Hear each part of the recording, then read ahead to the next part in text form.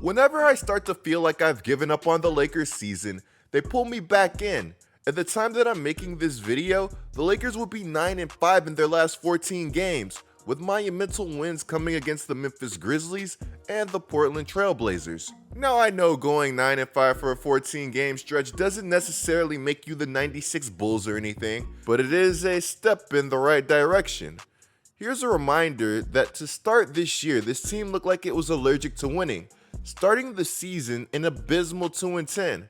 That's not an exaggeration, the Lakers were actually that bad. Here's another reminder that the Lakers have been doing what they've been doing without Anthony Davis, who was playing like one of the best players in basketball before going down.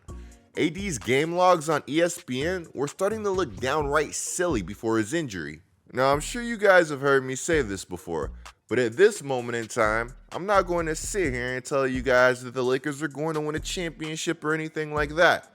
But at this very moment, I will say that I'm interested to see where this whole thing is going. As somebody who sat there and literally scratched their head when Pelinka was extended, at the very least I have to admit that he has shown the ability to pull off some interesting moves, even when he's dealing with insufficient assets, with one of his most recent moves being the acquisition of Rui Hachimura.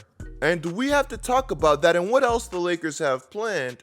But first, PrizePicks, who is the sponsor of today's content, is offering a free square ahead of the NFL playoffs this week. If Joe Burrow passes for just 1 yard, then that projection hits. Since we love the NBA, we're going to mix that Joe Burrow free square in with a couple of other hoops projections that I really like. Then we're going to go ahead and select more or less for those projections and enter the amount that we like to play for. Go ahead and click place entry, and that's it. It's really that simple. Remember guys, if you haven't downloaded the app or signed up for PrizePicks yet, use code COOP when you do so that you get your initial deposit doubled. The link to everything that you guys need will be down in the description below. Guys, I know that Bron's age is brought up a ton, so I'd like to apologize for bringing it up again, but I just can't help myself seeing as this man really turned 38 years old December 30th and has been averaging 35.1 points, 9.6 rebounds, and 7.9 assists ever since. With LeBron playing at the level that he has, at the age that he is, it's no surprise that he's been aggressively demanding more help. December 28th, Bron dropped a heater of a post-game interview that got everybody talking. I'm a winner, and I want to win. And, I want to win and give myself a chance to win and still compete for championships. That has always been my passion. Playing basketball at this level just to be playing basketball is not in my DNA. It's not in my DNA anymore. Look, I don't consider myself a mind reader or anything like that, but it was pretty clear what his message was, and well, that message would get even clearer on January 8th. I'm not really a fan of subliminals. I like people to say things straight. Earlier this month, an article would drop that included LeBron saying this regarding the Lakers' future plans. Y'all know what the F should be happening. I don't need to talk. January 23rd, LeBron's hope for a trade would reach fruition with the Los Angeles Lakers trading for the talented 6'8" Washington Wizards forward Rui Hachimura. According to Woj, in order to acquire Hachimura, the Lakers would have to send out Kendrick Nunn, who had been having a wildly inconsistent year, and 3 second-round picks. A 2023 second that belonged to Chicago, a 2029 second, and the less favorable of a 2028 Washington or LA second. While I'm sure this trade will be rough on Nunn, this trade would be the exact opposite for the Los Angeles Lakers, who just received an absolute gift from the Washington Wizards. Honestly, I feel like this trade needs to be investigated, because I simply refuse to believe that you couldn't have received more for somebody that was a lottery pick in 2019, regardless of what any report says. I know that Rui's ride in Washington was bumpy, with Rui and the Washington Wizards unable to agree on a rookie contract extension, and naturally the ascension of Kyle Kuzma couldn't have helped his case to remain a Wizard, but even with all of that in mind, I'm still in utter disbelief that this deal went down for the compensation that it did. I can only imagine that Kyle Kuzma is somewhere either punching dirt or in utter disbelief that he's about to get the biggest bag that he's ever seen in his life. He's probably going to be pulling a buddy from Breaking Bad and doing snow angels on a big pile of money.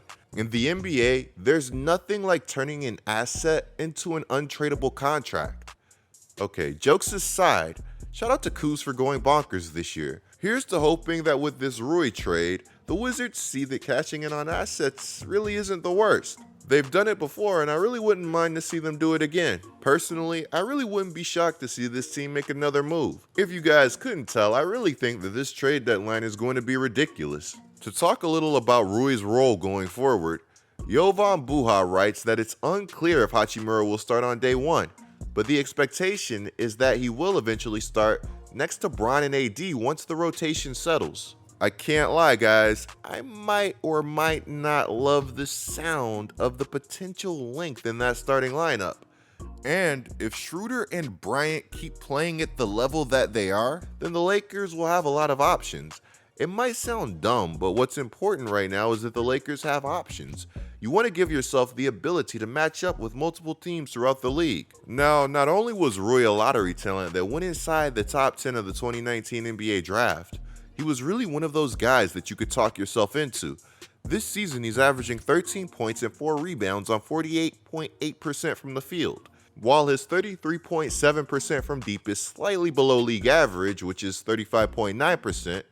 If you go back a year, he was actually shooting 44.7% from 3 on nearly 3 attempts per game. And get this, according to ESPN Stats and Info, if you combine the last 2 seasons, he's up to 40.8% on catch and shoot 3-pointers.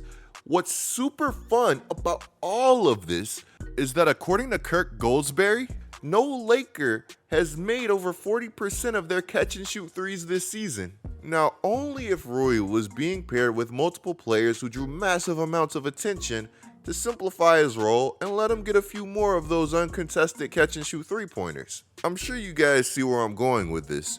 Maybe I'll get some hate for saying this also, but I legitimately enjoyed that Rui and Westbrook had amazing chemistry in Washington, and I hope to see some of that in LA if the Lakers do decide to keep Russ, which as of right now isn't a lock. Saying that is kind of wild considering that there are currently 4 2021 Wizards on this roster. To get back to Rui, I was a major fan coming out of Gonzaga.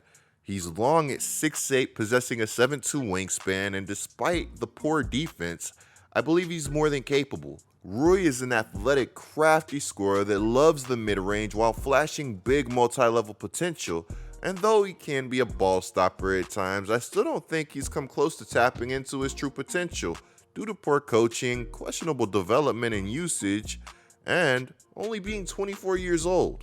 My man Rui, according to him, really just wants a chance to hoop and feel good about it. To quote him, "I just want to be somewhere that wants me as a basketball player, and I want to be somewhere that likes my game. I just want to be somewhere that believes in me, and I can be myself. That's my goal." What you really love about this whole situation is that Rui might have got his wish, and he loves LA. According to Woj, the Lakers are expected to sign him to an extension this summer, potentially giving him a home for the foreseeable future. Now with this in mind, you have to think that more deals are on the way for LA, especially when you look at the cap that will be 8 this summer. As I said earlier, I'm not the biggest Pelinka guy, but to be real with you guys, I do believe that he's done a good job identifying low-risk, high-upside players. He has gotten a number of buy low guys that I like on good deals. Guys like Malik Monk, Lonnie Walker IV, and Thomas Bryant. To name a few more, Troy Brown Jr. and Schroeder have all been pretty solid. And then we're seeing things like the Lakers have had interest in Cam Reddish, who was another buy low guy that I actually have to update you guys on soon. Now, speaking of Cam Reddish, apparently the Lakers aren't done searching the market. Allegedly, the trade talks between the Spurs and Lakers that involve Westbrook are still alive, with the Lakers being interested in Jakob Poeltl, Josh Richardson, and Doug McDermott. I'd just like to add that these are great gets for any team looking to be competitive. I can't imagine any of these guys being too expensive either. Apparently Josh Richardson is on the table for a single second-round pick. Another player that the Lakers have been interested in is Bojan Bogdanovic, but apparently the Lakers are only willing to give up one lottery-protected first-round pick for him. But according to The Athletic's Jovan Buha, that's not exactly what they're looking for. Reportedly, the Pistons want at least one unprotected first, but that could change as the deadline approaches. This Lakers team adding more shooting would be clutch, but of course the price would have to be right. In the comments below, let me know what players you guys would like to see the Lakers target, and let me know what you think of their recent moves and anything that they really should do going forward. Clicking the video on the screen right now is a great way to support my channel. I'm GetLikeCoop, bringing you guys the scoop until our next upload.